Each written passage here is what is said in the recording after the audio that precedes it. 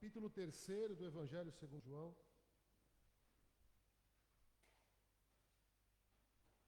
João capítulo 3, versículos 14 a 21.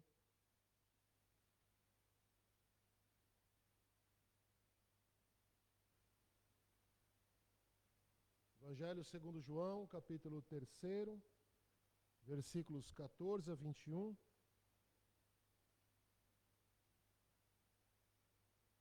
Mesmo assentados, com toda a reverência à palavra do Senhor, com atenção, com desejo de ouvir o que Deus tem a dizer para nós, façamos a leitura do texto que nos diz assim: Como Moisés levantou a serpente no deserto, assim é necessário que seja levantado o Filho do Homem, a fim de que todo aquele que crer nele tenha vida eterna. Pois Deus amou tanto o mundo que entregou o seu Filho único, para que todo o que nele crê não pereça, mas tenha vida eterna. Pois Deus não enviou o seu Filho ao mundo para julgar o mundo, mas para que o mundo seja salvo por ele. Quem nele crê não é julgado. Quem não crê já está julgado, porque não creu no nome do Filho único de Deus. Este é o julgamento. A luz veio ao mundo, mas os homens preferiram as trevas à luz, porque suas obras eram más. Pois quem fez o mal odeia a luz e não vem para a luz, para que as suas obras não sejam demonstradas como culpáveis. Mas quem pratica a verdade vem para a luz, para que se manifeste que suas obras são feitas em Deus. Senhor nosso Deus, nós te louvamos, Pai, e nesse momento nós te louvamos de forma especial pelo privilégio de ler e podermos meditar na Tua Palavra. Que privilégio é este, Senhor? Que privilégio que, infelizmente, nem toda a gente o tem. Nós te bendizemos, Senhor, por isso. Bendizemos por esse dia e por tudo que há aqui, o que o Senhor faz e quem o Senhor é. E pedimos ao Senhor, Pai, do nosso coração, que fale conosco nesta manhã. Que seja pelo Teu Espírito Santo que possamos compreender aquilo que o Senhor quer nos dizer. E que a Tua palavra vá e produza o efeito para o qual ela tem sido encaminhada. Senhor nosso Deus, unge os nossos ouvidos, os nossos corações e a nossa mente para ouvir, compreender, receber e frutificar a Tua palavra. Essa é a oração que fazemos, Pai, no nome de Jesus Cristo. Amém. Ser não é o bastante. Este é o tema da meditação, este é o tema da mensagem desta manhã. Ser não é o bastante. Depois de uma semana muito intensa, não sei se para toda a gente, mas depois de uma semana muito intensa, cá estamos nós novamente. E a pergunta é, por quê? Por que, mais uma vez, nos dirigimos à igreja neste domingo? É natural que uma resposta irrefletida seja para adorar a Deus, para cultuar a Deus, ou algo nesse sentido, naturalmente.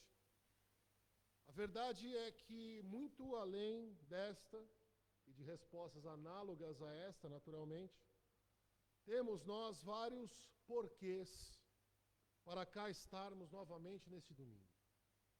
Penso eu. Porque precisamos de algo, e muitas vezes acreditamos que lugares como estes são especiais para que nós possamos fazer os nossos pedidos, porque nós queremos estar em comunhão, porque nós já faz parte, afinal, do cotidiano, sabemos que domingo é o dia de vir na igreja, mesmo que não haja uma fundamentação muito profunda para tanto. porque simplesmente temos satisfação de cá estar. Imagino também que para alguns faltam estes porquês. O porquê de estarmos aqui.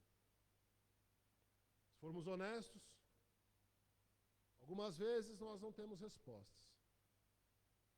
Afinal, por que é mesmo que nós estamos aqui? Né? Boa pergunta. O que é que eu estou a fazer aqui?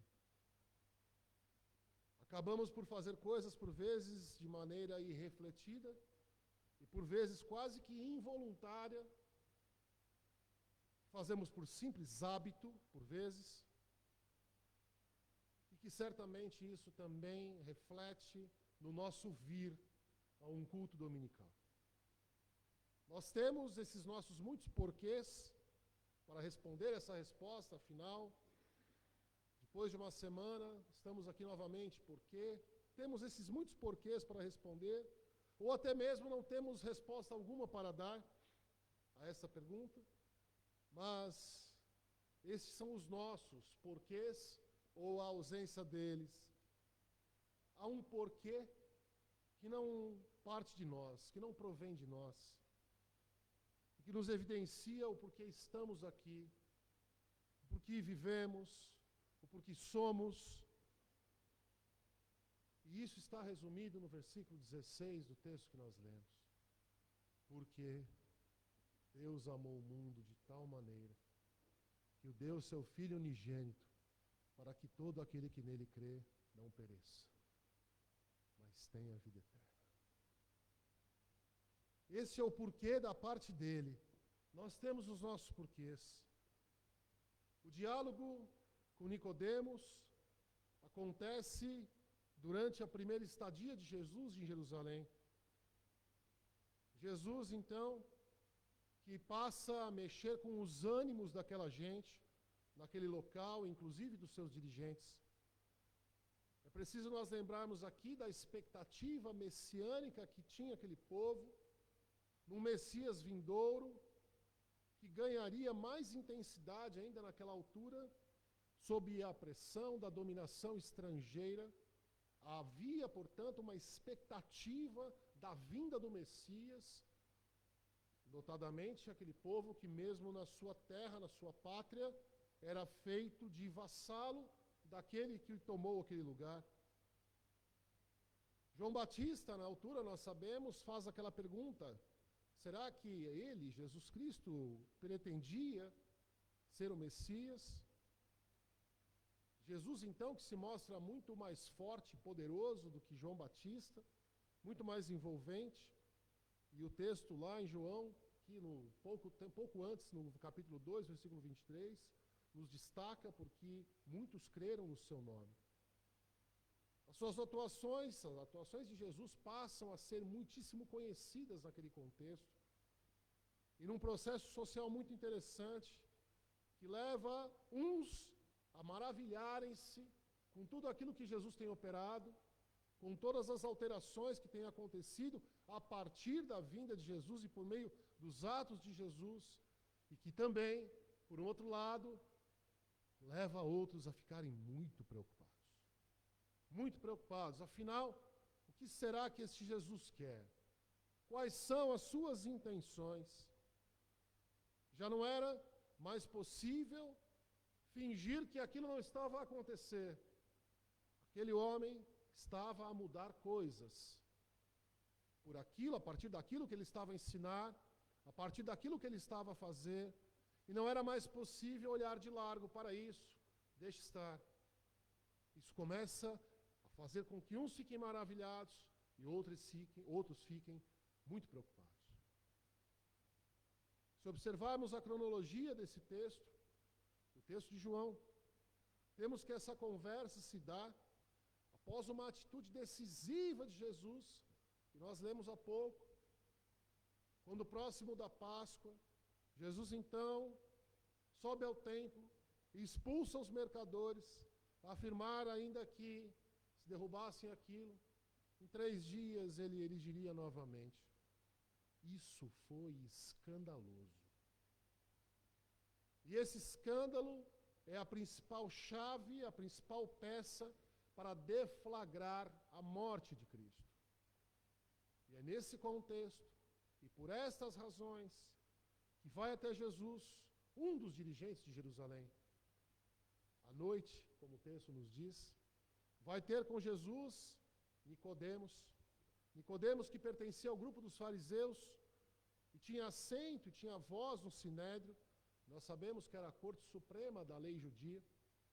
E tinha a missão, portanto, era um dos que tinham a missão de administrar a justiça, a fazer uma interpretação correta da Torá, tanto oral como escrita.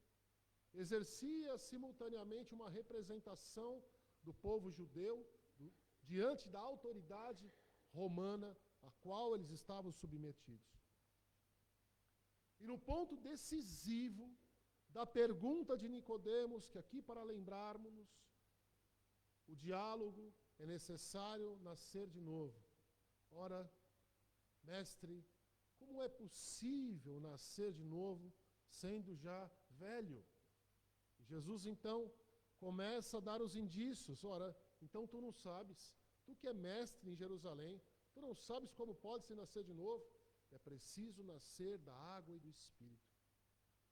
E a partir dos versículos que nós lemos, do versículo 14, há esse ponto decisivo na resposta, essa é a segunda parte desse diálogo, há esse ponto decisivo na resposta a Nicodemos. Qual é o lugar e onde uma pessoa encontra este ser gerado do alto, do nascimento da água e do Espírito? Uma colocação muito enigmática, e Jesus lança a mão, porque, irmãos, preciso pensarmos que Jesus ainda está há algum tempo de ser crucificado, mas Jesus então lança mão de um texto muito conhecido por um mestre da lei, um texto que está em Números, no capítulo 21, versículos 8 a 9. É necessário, portanto, que assim como Moisés levantou a serpente no deserto, o Filho do Homem seja levantado. A fazer uma clara alusão a um dos textos bíblicos um bocado esquecido, que é quando as pessoas eram mordidas pelas serpentes no deserto. Então, Deus determina que Moisés levante uma serpente. Pouca gente lembra-se desse texto, não é? Deus então determina que ele levante uma serpente ali para que, diante dessa serpente, as pessoas obtenham a cura da mordedura daquela víbora. Então, Jesus lança a mão desse tema análogo, muito conhecido por Nicodemos. A lembrarmos sempre, nós aqui conhecemos a história de Jesus crucificado, essa história ainda inexistente naquela altura, faz com que então Jesus lance mão deste exemplo. Assim, então, como foi levantado a serpente, era necessário que o Filho do Homem fosse também levantado. Naquela época, a salvação, então, do povo de Israel veio por meio de uma serpente de bronze. E aqui também há algo interessante no texto, porque essa figura do pecado na serpente, no momento então também que Jesus ele é erigido, ele é levantado, e há sobre si todos os pecados da humanidade. E Jesus continua a dizer que é necessário que ele seja levantado, a fim de que todo aquele que nele crer tenha a vida eterna.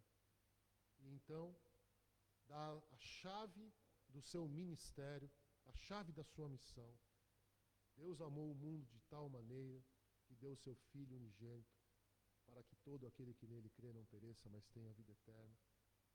O Filho que precisa ser dado, o Filho que precisa ser abandonado na cruz.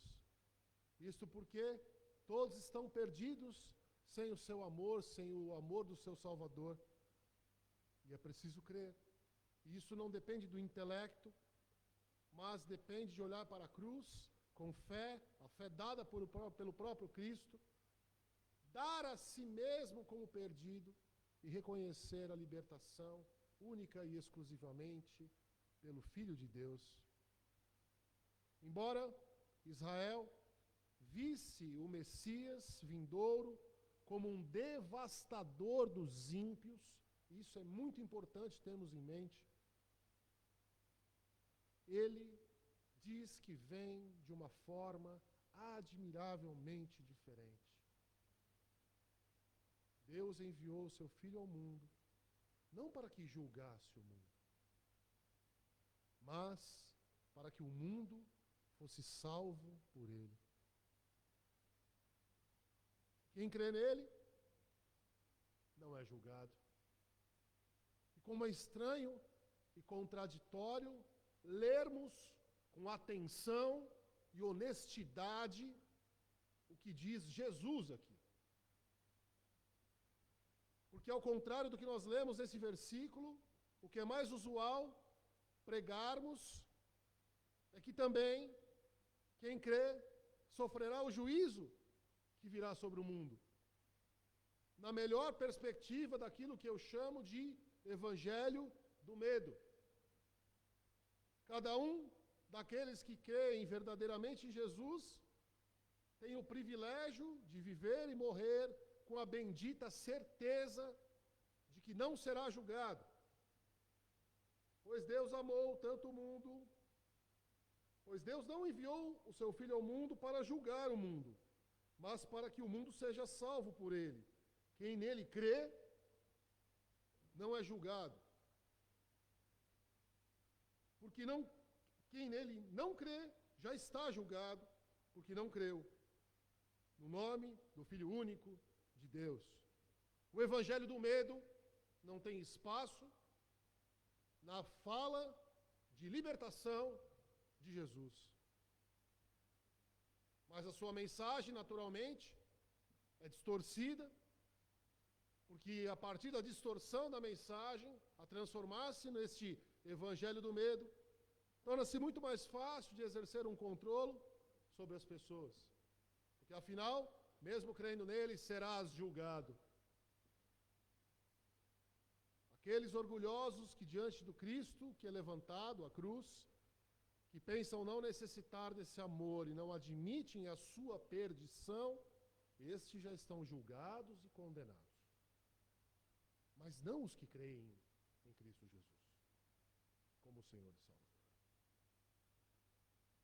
E ao finalizar o texto, vê-se a terrível predileção das pessoas pelas trevas e que converte a graça em juízo. A luz veio ao mundo, mas se não houver arrependimento frente ao Cristo crucificado, não se obtém o benefício da graça. A mordida da serpente do pecado continua a desaguar em morte. É preciso expor-se à luz. É preciso expor-se a fim de que as obras sejam evidenciadas e os pecados descobertos. É preciso expor-se diante do Cristo crucificado, arrepender-se e crer. E a partir disso não há mais juízo, é o que diz Jesus. Com a aproximação da luz, as obras más são reprovadas. O mal é desnudado. E quem pratica a verdade se aproxima da luz, inclusive para que as suas boas obras, as obras de Deus, é o que diz o texto, sejam manifestas. Mas notem, versículo 21, mas quem pratica a verdade, vem para a luz, para que se manifeste que suas obras são feitas em Deus. Quem pratica a verdade, não quem sabe a verdade. Saber não é o bastante. Esta é a resposta a Nicodemos, que nós não sabemos qual é o desfecho na vida daquele homem. Quem pratica a verdade nasceu de novo da água e do Espírito. Não quem sabe a verdade. É interessante que nós pensamos que importa conhecer a verdade. Reconhecê-la, sabê-la, entendê-la, percebê-la bem. É comum nós buscarmos apenas essa percepção racional da verdade. notadamente a partir de um conceito de verdade que significa apenas um pensamento correto, ou até como uma contraposição àquilo que é mentira. No entanto, por mais corretas que essas propostas sejam, não são suficientes. Não basta conhecer a verdade. Há que se praticar a verdade. Essa apropriação da verdade em termos absolutos, como aqueles que são guardiões da verdade, e pior, proprietários da verdade, que guardam-na para si, como um tesouro que não se compartilha com aqueles que não merecem. O não merecem aqui está sob aspas. Isto contrapõe-se à missão do Filho. E isto porque Deus amou o mundo de tal maneira que deu-nos o seu Filho para que todo aquele que nele crê não pereça. Como nós sabemos isso de cor, não é? Todo aquele que crê não pereça. Porque ele não veio ao mundo para julgar e condenar. Mas ele veio ao mundo para que fôssemos e fossem salvos por ele. Quem geralmente julga e condena não é Jesus. Somos nós. É o ser humano. Os condenados são aqueles que não querem se aproximar da luz. Pois se assim o fizerem, as suas obras serão reveladas e reprovadas. Mas para aproximar-se da luz, não basta saber a verdade, é preciso praticá-la. E após tantos e tantos anos de conhecimento sobre a verdade, reconhecimento, percepção, bom entendimento sobre a verdade, a pergunta, me permitam dizer assim, com todo o temor, a pergunta que Deus nos faz hoje: temos praticado a verdade? Ou sabemos a verdade? Será que eventualmente não usamos muito mais do nosso conhecimento a respeito da verdade para condenar? Inclusive aqueles que também creem em Jesus, mas de uma forma diferente. Aqueles que Jesus não condena. Estes mesmos que sequer serão julgados por ele, diz Jesus. Mas que muitas vezes são julgados por nós. Nós temos vários porquês de estarmos aqui hoje. Porque precisamos de algo, porque esse lugar é especial, porque amamos estar com os nossos irmãos, alguns pelo menos, porque faz parte do nosso cotidiano, porque afinal é assim, ou talvez não temos esses porquês. Este porquê que não provém de nós, mas provém do próprio Deus, e eu preciso repetir, é porque Ele amou o mundo de tal maneira que deu o seu Filho unigênito, para que nós e todos aqueles que nele creem não venhamos a perecer, mas tenhamos a vida eterna. Eu fui presenteado nesses dias ao ler repetidas vezes um texto que enterneceu-me e levou-me a uma profunda reflexão. O texto, curto, diz assim: a mim, a imagem dos meus pecados me comove mais que essa imagem do Cristo crucificado. Diante desta imagem do Cristo crucificado, eu sou levado a ensoberbecer-me por ver o preço pelo qual Deus me comprou. Diante da imagem dos meus pecados, é que eu me apequeno, por ver o preço pelo qual eu me vendi. Por ver que Deus me compra com todo o seu sangue, eu sou levado a pensar que eu valho muito. Mas quando noto que eu me vendo pelos nadas do mundo, aí eu vejo que eu sou nada, que eu valho nada. Parece um contrassenso. Esse é um trecho do sermão do 4º domingo da Ascensão do Padre Antônio Vieira. Parece um contrassenso, porque ele diz, ao ver Cristo na cruz, ele não se comove tanto quanto olhar para os seus pecados diante disso. Ao ver Cristo na cruz, ele corre o risco de se tornar um soberbo, por sentir-se, tal como o somos, tão valiosos, ao ponto de Deus nos amar de tal maneira, de enviar o seu Filho unigênito para que nós, diante da cruz, a qual seria necessário que ele fosse levantado, tal como a serpente de bronze, para que as pessoas fossem salvas do pecado, da mordedura do pecado. Mas, a despeito de nós nos consternarmos, talvez nós nos ensoberbeçamos. Que valor que eu tenho? E talvez seja preciso olhar um bocado mesmo para o valor que nós não temos, para o quão pecadores nós somos diante desse que nos amou de tal maneira. E sim, somos valiosos por isso. Mas, olharmos para os nossos pecados, quem é que somos nós? Para querer julgar o outro da forma que nem ele vem julgar.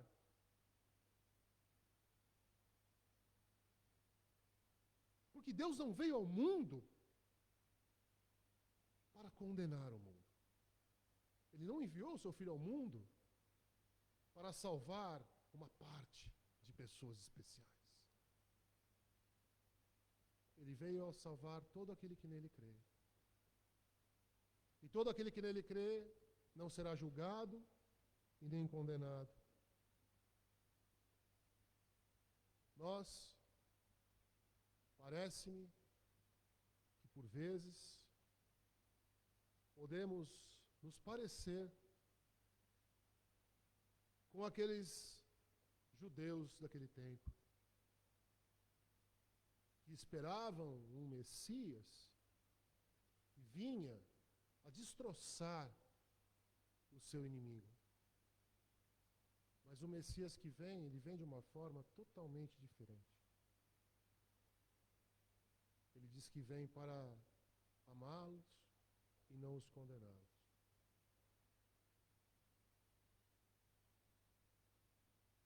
Parece que, eventualmente, às vezes, nos parecemos com aqueles que querem ver o outro julgado e condenado, pois, afinal, eles não sabem a verdade como nós sabemos. Devemos nos constranger quando olhamos para os nossos pecados frente ao amor imerecido que Deus nos concede enviando-nos o seu Filho. Se nós nos limitamos a uma posição daqueles que sabem a verdade, que são seus guardiões, os detentores da verdade, e não necessariamente praticarmos a verdade, nós não nos aproximamos da luz, e as nossas obras não são feitas em Deus. E nós, então, não nascemos do alto e de novo. Saber não é o bastante. Quaresma. Tempo de revisões. Que Deus nos mude naquilo que for necessário. E nos abençoe.